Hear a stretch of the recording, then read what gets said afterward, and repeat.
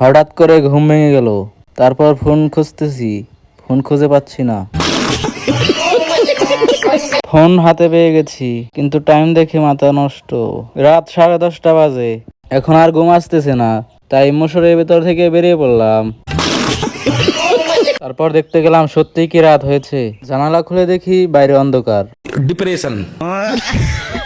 তারপর সামনে দেখি সিন্ধুকের উপরে টুপি, টুপিটা পরলাম। তারপর মনে পড়লো এটা তো আমার না, তাই রেখে দিলাম। তারপর আয়না চোখের সামনে পড়লো, আয়না হাতে নিলাম, নিজের চেহারা দেখলাম, শয়তানের মতো দেখাচ্ছিল। আবারও আয়নায় মুখ দেখলাম, আবারও দেখলাম ভূতের মতো কালো দেখাচ্ছিল, তাই আয়নার আগের চোটে ফেলে দিলাম। वो अलग ही लेवल का बंदा था।